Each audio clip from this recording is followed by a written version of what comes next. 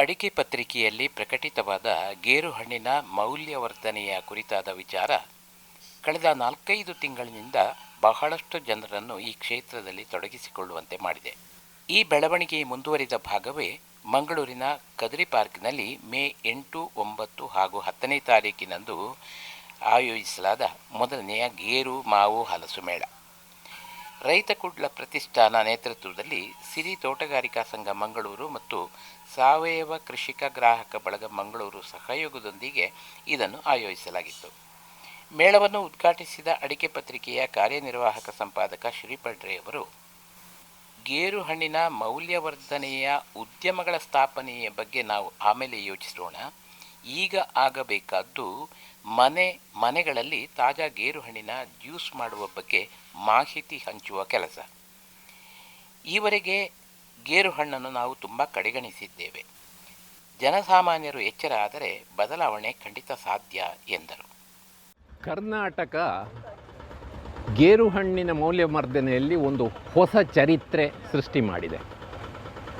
ಇದು ನಾವು ಅವಿರತವಾಗಿ ಕಳೆದ 6 ತಿಂಗಳಿಂದ ಅಧ್ಯಯನ, ಪ್ರಕಟಣೆ ಮತ್ತು ಪ್ರೇರಣೆ ಈ 3 ಕೆಲಸಗಳನ್ನು ಬೇರೆ ಬೇರೆ ಮಾಧ್ಯಮಗಳ ಮುಖಾಂತರ ಮಾಡಿದ್ದು ಹೌದು. ಆದರೆ ನಾವು ನಿರೀಕ್ಷಿಸಿದ್ದಕ್ಕಿಂತಲೂ ಹೆಚ್ಚಿನ ಫಲಿತಾಂಶ ಬರ್ತಾ ಇದೆ. ಯಾಕೆ ಅಂತ ಕೇಳಿದರೆ, ಇಡೀ ಜನಸಮುದಾಯದಲ್ಲಿ, ಕೃಷಿಕರಲ್ಲಿ ಇದರ ಬಗ್ಗೆ ಆಳವಾದ ನೋವಿದೆ. ತಾವು ಹಣ್ಣನ್ನು ಹಾಳು ಮಾಡ್ತಾ ಇದ್ದೇವೆ ಅಂತ ಅದನ್ನು ಏನಾದರೂ ಮಾಡಬೇಕಾಗಿತ್ತು ಅಂತ ಹೇಳುವ ನೋವು ಆಳವಾಗಿದೆ. ಆದರೆ ಯಾಕೆ ಇಷ್ಟರವರೆಗೆ ಇದು ಚಲಾವಣೆ ಆಗಿಲ್ಲ?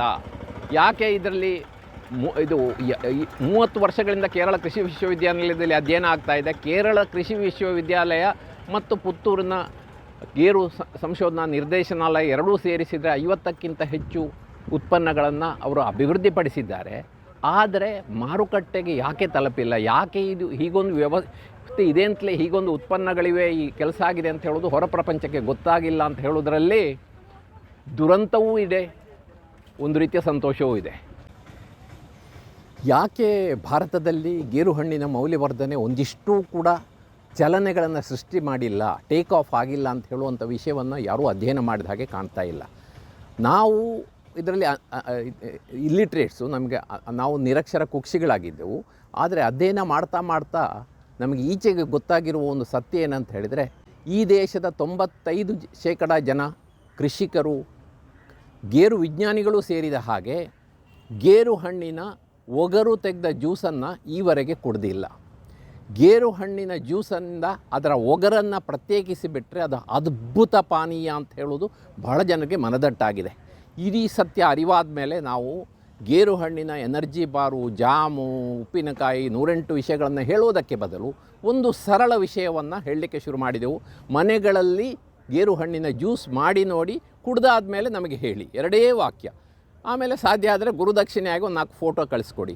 ಕರ್ನಾಟಕದಲ್ಲಿ 100 ಮನೆಗಳಲ್ಲಿ ಇವತ್ತು ಗೇರು ಹಣ್ಣಿನ ಜ್ಯೂಸ್ ಯಾರ್ಯಾರು ಮಾಡಿದ್ದಾರೋ ಅವರು ಸರ್ಕಾರದ ವಿಸ್ತರಣಾ ಇಲಾಖೆ ಮಾಡಬೇಕಾದ ಕೆಲಸವನ್ನು ಅದ್ಭುತವಾಗಿ ಮಾಡ್ತಾ ಇದ್ದಾರೆ. ಒಂದು ಹೋಮ್ ಸ್ಟೇಗಳಲ್ಲಿ ಮಾಡಿದ್ದಾರೆ. ಕೆಲವರು ಎಷ್ಟರ ಮಟ್ಟಿಗೆ ಅವರು ಮೋಟಿವೇಟ್ ಆಗಿದ್ದಾರೆ ಅಂತ ಹೇಳಿದರೆ, ಪ್ರೇರಣೆಗೊಳಗಾಗಿ ಕೆಲವರು ಸಣ್ಣ ಸಣ್ಣ ಬಾಟ್ಲಿನಲ್ಲಿ ಮಾಡಿಟ್ಟು ಬಂದವರಿಗೆಲ್ಲ ಕೊಡ್ತಾ ಇದ್ದಾರೆ.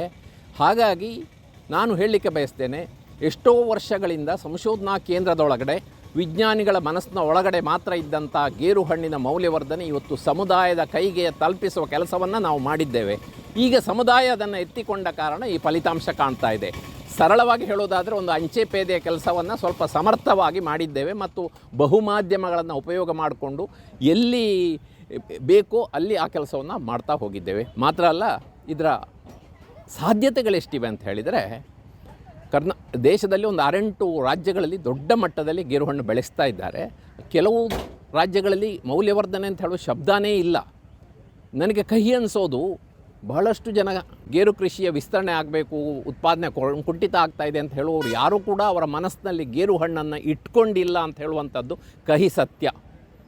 ಇವತ್ತಿನ ದಿವಸದಲ್ಲಿ ನಮಗೆ ಸಿಕ್ಕುವಂಥ, ರೈತರಿಂದ ಸಿಕ್ಕುವಂಥ ಒಂದು ಮಾಹಿತಿ ಏನಂತ ಹೇಳಿದರೆ, ಪ್ರಯತ್ನ ಪಟ್ಟರೆ ಗೇರು ಬೀಜ ಕೊಡುವ ಆದಾಯಕ್ಕಿಂತ ಹೆಚ್ಚು ಗೇರು ಹಣ್ಣು ತಗೊಳ್ಳಿಕ್ಕೆ ಆಗ್ತದೆ ಅಂತ ಹೇಳುವುದು ಕುರುವೇರಿ ವಿಶ್ವ ಅವರು ಕಳೆದ 1 ತಿಂಗಳಿಂದ ಹೇಳ್ತಾ ಇದ್ದಾರೆ. ಕಾಸರಗೋಡು PCK ಅವರು ಏನು ಹೇಳ್ತಾ ಇದ್ದಾರೆ ಅಂದರೆ, ವೃತ್ತಿಪರರ ಕೈಗೆ ಹೋದರೆ ಬರೀ ಝೀರೋ ಅಡಿಟಿವ್ ಕ್ಯಾಶ್ಯೂ ಜ್ಯೂಸ್, ಬೇರೇನೂ ಸಕ್ಕರೆ ನೀರು ಹಾಕದ ಜ್ಯೂಸನ್ನು ಮಾಡಿ ಮಾರಾಟ ಮಾಡೋದ್ರ ಮುಖಾಂತರ ಅದನ್ನೇ ಗಂಭೀರವಾಗಿ ತಗೊಂಡು ಪ್ರಮೋಷನ್ ಜೊತೆ ಮಾಡಿದರೆ ಗೇರು ಬೀಜದಿಂದ ಸಿಗುವ ಆದಾಯದ 5 ಪಟ್ಟಿನವರೆಗೆ ಅವರವರ ಸಾಮರ್ಥ್ಯ ಹೊಂದಿಕೊಂಡು ಸಂಪಾದಿಸ್ಬೋದು ಅಂತ ಹೇಳ್ತಾರೆ. ಈ ಮಾತುಗಳು ಪ್ಲ್ಯಾನಿಂಗ್ನವರೆಗೆ ತಲುಪಬೇಕು. ಇವತ್ತು ಗೇರು ಬೀಜವನ್ನು ನಾವು ಆಮದು ಮಾಡಿ ನಾಚಿಕೆ ಸ್ಥಿತಿಯಲ್ಲಿದ್ದೇವೆ. ಗೇರು ಕೃಷಿ ಜಾಸ್ತಿ ಆಗಬೇಕು ಅಂತ ಬೊಬ್ಬೆ ಹಾಕ್ತಾ ಇದ್ದಾರೆ, ಪ್ಲ್ಯಾನ್ಗಳನ್ನು ಮಾಡ್ತಾ ಇದ್ದಾರೆ. ಇದೇ ಮಂದಿ ಗೇರು ಹಣ್ಣಿನ ಮೌಲ್ಯವರ್ಧನೆ, ಗೇರು ಹಣ್ಣಿನ ಇನ್ನಷ್ಟು ಆದಾಯ ತರುವ ವಿಷಯಗಳಿಗೆ ಇವರಿಗೆ ಸರ್ಕಾರ ಯೋಜನೆಗಳನ್ನೇ ಮಾಡಿಲ್ಲ, ಅವರ ತಲೆಯೊಳಗಿಲ್ಲ. 2-3 ದಿವಸ ಆಗುವಂತಹ ಗೇರು ಕೃಷಿಯ ಸೆಮಿನಾರ್ಗಳಲ್ಲಿ ಗೇರು ಹಣ್ಣಿನ ಬಗ್ಗೆ ಪ್ರಸ್ತಾಪ ಆಗತ್ತೆ ಹೊರತು ಅದರ ಬಗ್ಗೆ ಯಾರೂ ಸಲ್ಲಿಸಬೇಕಾದ ನ್ಯಾಯ ಸಲ್ಲಿಸ್ತಾ ಇಲ್ಲ.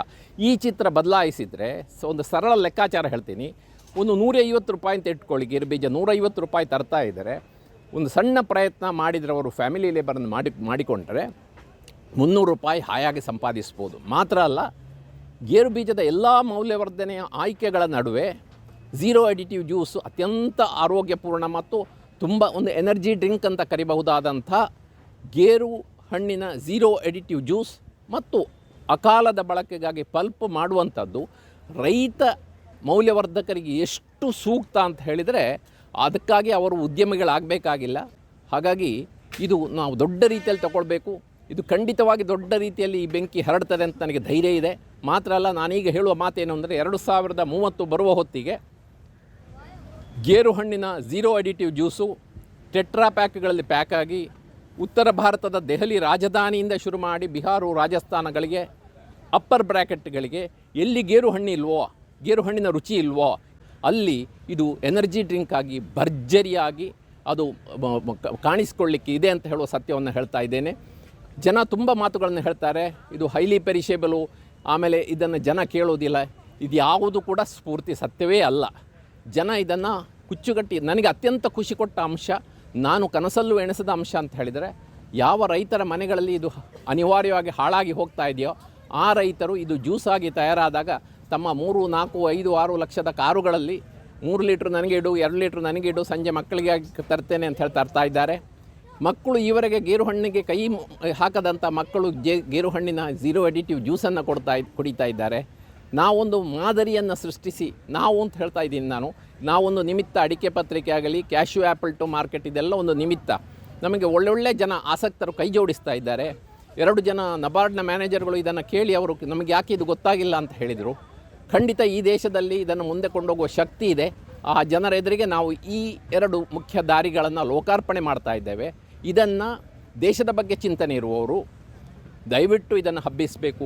ಮನೆಗಳಲ್ಲಿ ಗೇರು ಹಣ್ಣಿನ ಜ್ಯೂಸ್ ಮಾಡಲಿಕ್ಕೆ ಕಲಿಸಿಕೊಡಿ, ರೈತರಿಗೆ ಗೇರು ಹಣ್ಣಿನ ಪಲ್ಪ್ ಮಾಡಲಿಕ್ಕೆ ಕಲಿಸಿಕೊಡಿ. ಮಾತ್ರ ಅಲ್ಲ, ಈ ಪಲ್ಪನ್ನು ಕೂಡ ಫ್ರೀಜರ್ ಇಲ್ಲದೆ ಯಾವ ರೀತಿಯಲ್ಲಿ ನಾವು ರಿಟಾಟೋ ಏನೋ ಮಾಡಲಿಕ್ಕಾಗತ್ತೆ ನೋಡಿ. ರೈತರಿಗೆ ಇದರ ಆದಾಯ ಬರಲಿ. 150 ರೂಪಾಯಿ ಸಿಕ್ಕುವನಿಗೆ 300 ರೂಪಾಯಿ ಸಿಕ್ಕಿದರೆ ಗೇರು ಕೃಷಿ ತನ್ನಿಂದ ತಾನೇ ಅಭಿವೃದ್ಧಿಯಾಗಿ ನಾವು ಆಫ್ರಿಕಾದ ಗೇರು ಬೀಜ ಇಲ್ಲದೆ ತಿನ್ನಲಿಕ್ಕೆ ಸಾಧ್ಯ ಇದೆ ಅಂತ ಹೇಳೋದನ್ನು ಮೇಲಿನವರು ಅರ್ಥ ಮಾಡಿಕೊಳ್ಬೇಕು. ಕರ್ನಾಟಕ ಇವತ್ತು ಒಂದು ದೊಡ್ಡ ಒಂದು ಚರಿತ್ರೆಯನ್ನು, ಒಂದು ಆಂದೋಲನವನ್ನು ಸೃಷ್ಟಿ ಮಾಡಿದೆ. ಈ ಆಂದೋಲನಕ್ಕೆ ದೇಶ ಇಡೀ ಮಾತ್ರ ಅಲ್ಲ, ಜಗತ್ತಿಗೆ ಹಬ್ಬುವ ಶಕ್ತಿ ಇದೆ. ಬ್ರೆಜಿಲಿಂದಲೂ ಕಲಿಯೋಣ, ಮಾಡಿದವರಿಂದ ಕಲಿಯೋಣ. ಬಹಳ ಸರಳವಾಗಿ ನಾವು ಇದನ್ನು ಮುಂದೆ ಕೊಂಡೋಗಲಿಕ್ಕೆ ಖಂಡಿತ ಸಾಧ್ಯ ಇದೆ, ನನಗೆ ವಿಶ್ವಾಸ ಇದೆ.